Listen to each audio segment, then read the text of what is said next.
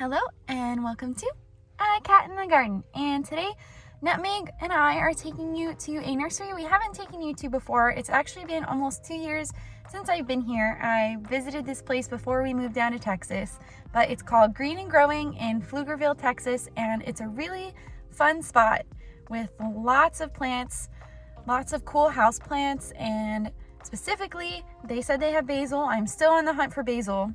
If you watched my last plant shopping video, I didn't get basil there, unfortunately, because they were out. So hopefully we find it today and the last few herbs and veggies that I'm looking for, and we're just gonna check out the houseplant section. It's a little bit chilly today, but Nutmeg was literally screaming to go outside, so he doesn't really mind the cold that much, and it's not freezing or anything. It's just chilly for Texas. So we're gonna give him some outside time, some extra stimulation that he needs, and we'll take you around the nursery. So let's get to it.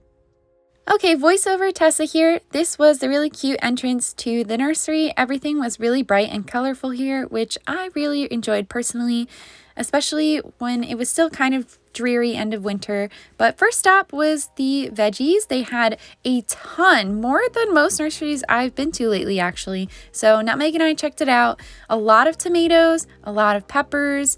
There were some beans that I'm passing right now. Yeah, they're beans. I think they're pole beans. They were the long yellow ones. Lots of tomatoes, like I said. It was just a sea of them, really. And there were these cute little seedlings. They were so small, but they were very cute. I always love looking at plants when they're little, whether it be houseplants or veggies. They had some locally grown things here, lemongrass, which I have been looking for, so I am going to snag one of those, and some cold weather crops, which you can still plant them here in Texas, but it's kind of the season's over now. They also had this cute little community style garden. It was kind of in a transition phase. There were still some plants here, like some leafy greens and some leeks and whatnot. But then I went inside to look at the house plants. Because we are getting a little bit of a cold spell here, they had some plants moved inside just to keep them sheltered. This is the last cold spell we're having, so you'll kind of see lots of veggies and warmer weather plants on the floor. But this plant was super cool. I had never seen it before. I don't really know if it's an indoor or outdoor plant, but it was pretty cheap, $2.99, and I just really enjoyed the variegation. They had a lot of them there with varying degrees of variegation, but the hot pink was just really cool and super colorful. They also had these cute little peperomias. Like I've said before, I don't really grow peperomias, but you know, if that's your thing, they have a pretty big selection of them here. Some little Fittonias, which I find to be super cute, but a little bit too dramatic for me. And then the Calatheas. Oh my gosh, I love Calatheas. I don't know about you, but I think they're really underrated and they get a bad reputation when they really just want to be properly watered. So they also had these really cute little Marantas and just a few more Calatheas. These Orbifolias were looking super cute and I was very tempted to get one, but I was only here for veggies today, so just wanted to show you guys around. They had some ferns, but too dramatic for me. The Xanthosoma was super cute. I forget the name of it, but it was pretty cheap, and I really like that one, but again, probably a bit too dramatic for my home. There were some more of them over here and some more ferns and things. And then, of course, the Hoyas. I have to show off Hoyas anytime I see them. This Curtisii was a pretty good price. There was some Australis. These Pubicalix had really nice new growth coming in, very vibrant colors, and some of them were super splashy. And then here there were some Rositas and some really nice high color Cardosa Crimson Queens. I liked them a lot. Again, super colorful new growth, and then some Hoya compactas. Next, there were these super cute little starter plant Micans for only $3.54. I feel like that is such a great deal for a little starter plant. And then these really nice and big Rhaphidophora decursiva. Some of them had a couple fenestrated leaves, but most of them still had juvenile leaves. Then some Scindapsus, and back here, oh my gosh, you guys have to look at this. This Philodendron Summer Glory was only like $35 and it was huge. Excuse my hair, but I really had to back up a lot to show you. That plant was so beautiful. I can't believe that it was that cheap. And right next to it, there were these cute little baskets of Monstera siltepecana for a pretty good price too. I just love them so much. Get them to climb because they will eventually fenestrate. And then they had these cute manjolas on planks, but I wasn't about to dig through to look through the price there. But I happened to notice one over here. So It was $50, which I feel like, I don't know, mandulas are pretty common, but you do have it growing up a plank and getting more mature leaves, so up to you. Then they had these cute little Cissus discolor vines.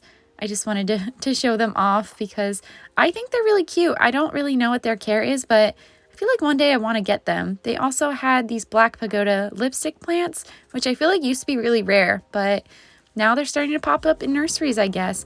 And a bunch of colocasias that they moved inside because of the weather, and some Cebu Blue pothos over here for only $16.94. I feel like this one was really full and bushy for the price, so I would say that's worth it.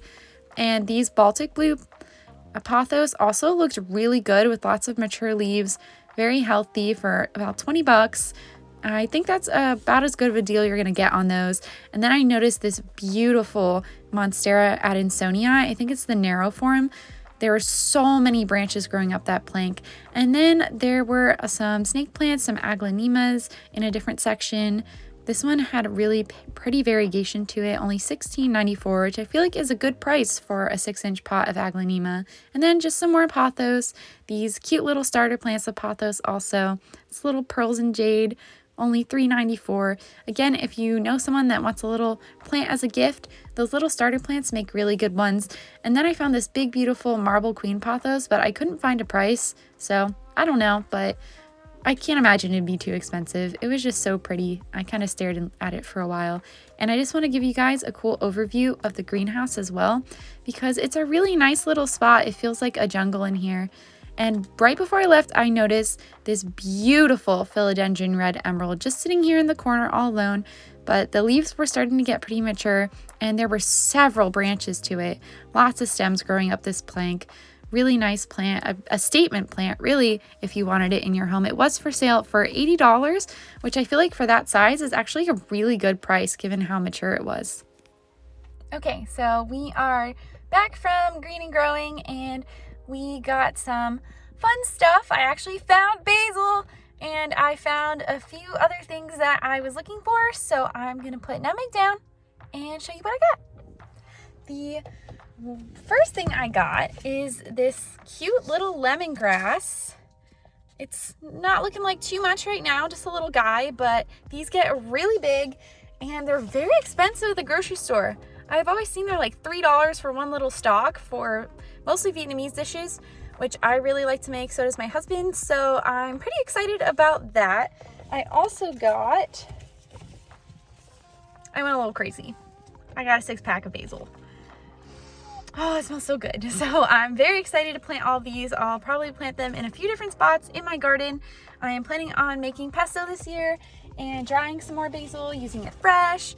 So very excited about that. And the last thing that I got, this I am super excited about because it's been kind of hard to find. The last thing is this African blue basil. And I did not buy this to eat, though you can eat it. I actually got it for the pollinators. I'm going to let it bloom. Hopefully it blooms nonstop, and it is an amazing plant for bees and some smaller butterflies, so I might go back and get more, we'll see, but I am just really happy to at least have this one, and I'm very excited about it. So that is everything we got today. Thanks so much for coming along with us. If you like this video, make sure to give us a thumbs up down below and subscribe so you don't miss anything else from me and Nutmeg. Thanks again, and we will catch you in the next one.